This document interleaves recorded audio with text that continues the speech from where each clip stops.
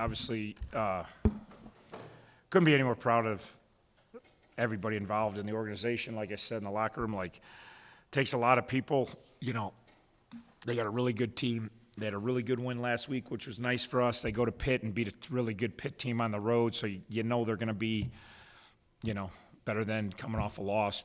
You know, a bunch of kids playing this game, and a really physical game last week. Felt like if we could just get it, and we haven't been in it in a while with these guys. It's been a long time since we've really played a close game against them, unfortunately.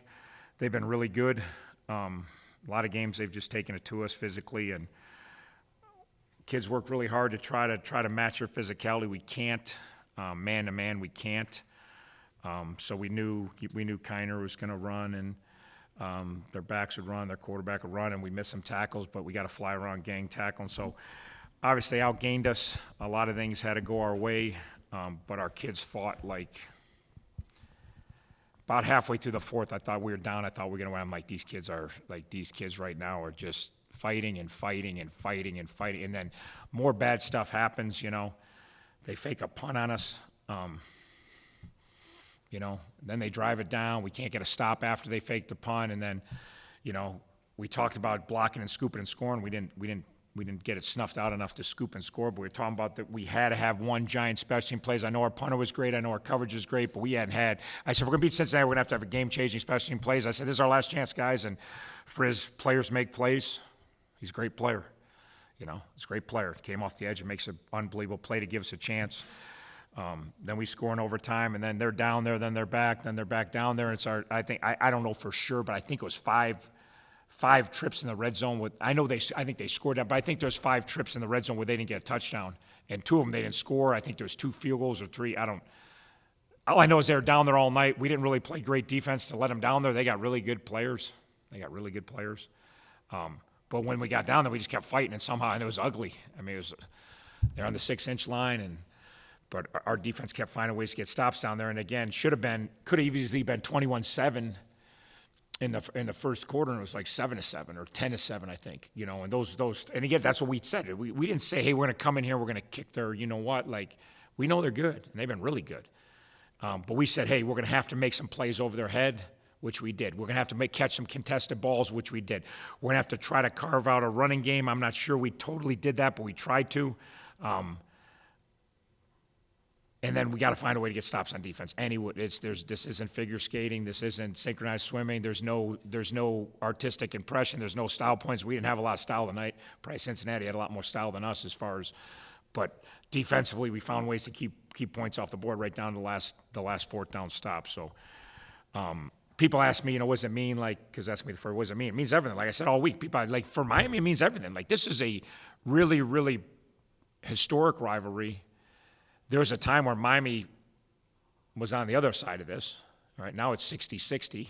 I saw him pregame 60-59. I'm like, God, it'd be nice if that was 60-60 at the end of the night for dumb shit that crops up in your head when you think you don't think it just, especially when you're ADD, it's hard to keep dumb stuff out of your head. But there's a time like, we took it to Cincinnati. There's periods of, it's a long, obviously 120 years. Like there's times, so it's, you know, last 10 years been hard, and a lot of the games haven't been competitive, you know, and they, you know, coming here and losing 52-3, it could have been 102-3.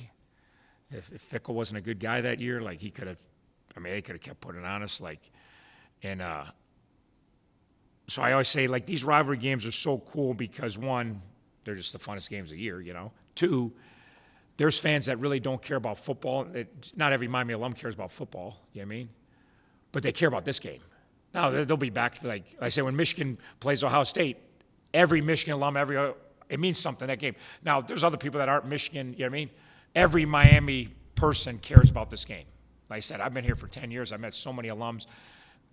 I meet a secretary in a school.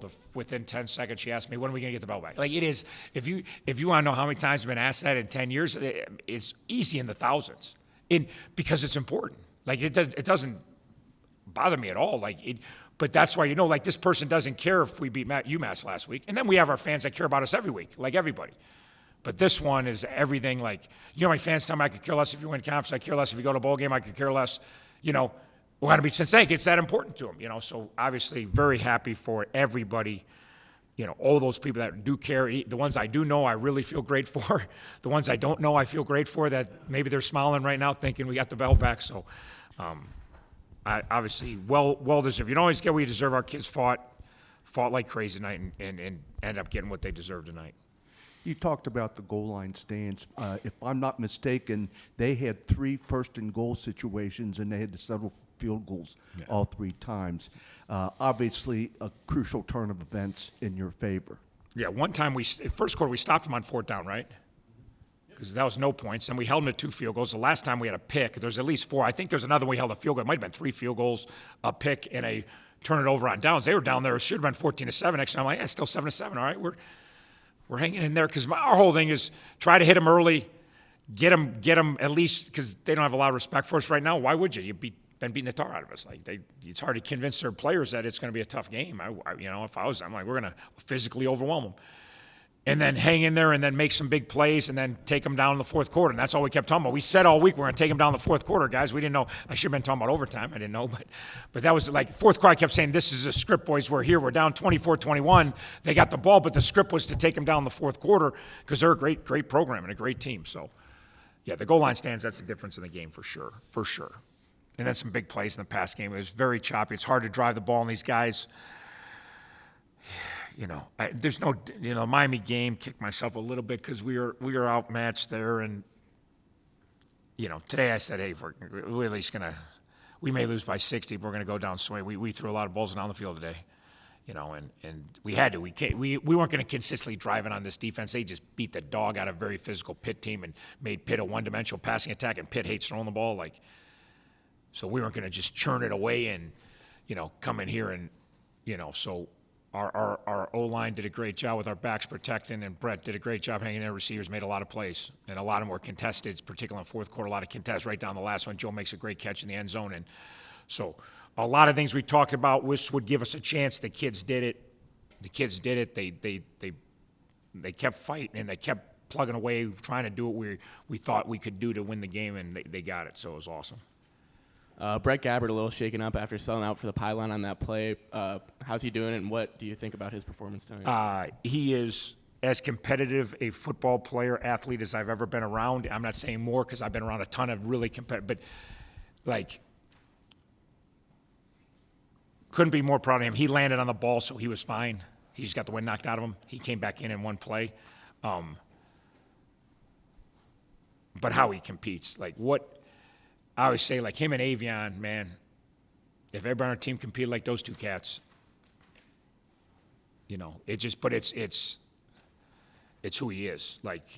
He is a steely-eyed competitor. He fights, and, we didn't even have Q drawing the game plan. They're dropping 8 the whole time, and I was like, hey, what about Denver? Let's go. First thing out of his mouth, let's go. And Denver's our Q draw, It's let's let's go. And then he freaking go. Then he didn't get the first down. I think we got a bad spot, but who knows? But he was livid at himself that he didn't get the first down because he knew he had it. I guess he went down a little bit early, but just competing and overtime running, and he's run to score. Gus is in the headset. Gus hasn't been here, but Gus knows Brett's had some injuries, and Gus is in the headset. Get down. I said, Gus, he's too much like you, buddy. I try to get you to get down in your career. Get down what? Look at you like you want to choke you, So Gus be get down. He ain't getting down. He's trying to score. The one he's yelling, get down. I'm like, no, that guy's going for the pylon. And you talk about effort. And then just sitting in there and delivering balls. And competitive dude, man. He is one. Really have enjoyed being around him more this year, being a little closer with the offense this year. I felt like at times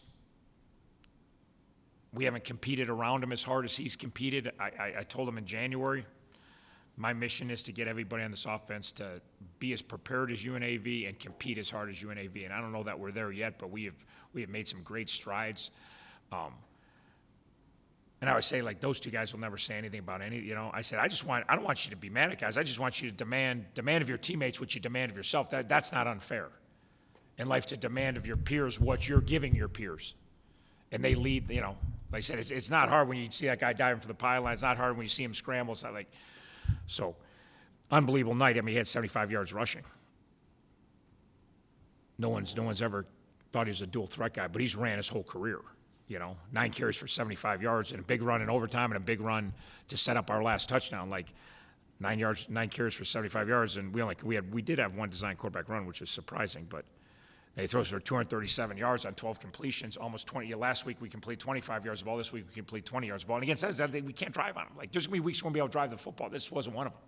We had to just keep firing away, and we kept telling us, we got to protect. We got to make some plays. And obviously late we made a bunch, so it was awesome. So obviously been on a bit of a losing streak lately. How big was the first play from scrimmage, scoring that touchdown, instilling confidence in the guys to know that they belong and they can win this game? Yeah, I think it helps. But then they drove right back down and scored, so it was pretty short-lived, But the 7 points really helped, right? Got us to overtime, So again, in the recipe was we have to make some big plays, not necessarily 70-yard touchdowns, but so again, I'm like, okay, there's one. We need about 4 or 5 more. Like this is what the recipe is. Like we got it. So got him early, and that was the last time there's any corner near Gage. They pressed him and bailed him, and he ran by him. So we got one on him. We got a couple on him last week before they decided to play all zone. So, but that was good. It was a big play. At least, and again, mostly like you said, give our kids confidence. Really, honestly, that's the biggest thing. Give our kids some belief right off the bat. Sorry about that. Coach, congrats. So you started the season on the road 3 games in a row. You finally get to go home next week before going on the road again. How's it feel to take this win home for a week? Yeah, it's amazing. Yeah, I mean, it's amazing. I don't really have, you're so wrapped up in this week. You're so wrapped up in the game. It really hasn't sunk in. I don't know if it will. I'm not much of a celebrator. Anybody saw me out there? I'm not a big run around, and I certainly hugged a bunch of people that I really care about, players and support people and my family, and it means a ton to me. But it means everything. Like I said, it means everything. I've been saying all week. This means everything to Miami. Literally, there'll be people that won't know what our end of year record is, but they'll know we beat Cincy. This is really important, and it's really cool for Miami for me to be a part of this. Like I told the kids, I said, it's been a while. If you can be the group that wins it, people remember you forever. Like people talk about this win for a long time. People remember this win for a long time, especially how it happened, how gutsy it was, and then. I don't know what the longest streak with the bell is. I don't know if we had it or not. I don't know. I don't know the total hit. It's 120 years. But I mean, it's been a while. Like this, every bell you win means something, and it's going to be remembered, no doubt. But this one, because of the losing streak, like I said, you guys, somebody might get a job someday because of this win. Like there'll be some employee like, hey, you're part of that team. They're like, yeah, your resume looked okay, but maybe I'll take a second look at it. Like that's life. You know what I mean? Those are the moments. The moments in watching our kids, watching Earl and Brett and Sally and all these guys that I've known for, like Beatty, like these guys have been around for 5-6 years, and just how hard they've worked. And really, this game's never even been close during their time here. They've never even been in a game, and then get them to watch them jump around the field is pretty damn cool. Coach, this is half joking. Do you know where the Victor Bell goes? I do not know. Do we have a place for it? I do not know. I know it's in the locker room right now, and it sounds good ringing. Somebody was leading me over to this freaking box. I thought it was the band deal that the band guy stands on, and my buddy officer over here, I'm like, Coach, the bell. I'm like, oh yeah, the bell. Like that was the last thing on my mind at that moment. Again, then it was really cool, but at that moment I was just thinking, man, what? I just kept I got overtime. I thought we were winning overtime. I really did. I thought we were going to stop. I didn't know how it was going to happen. I'm like, I don't know.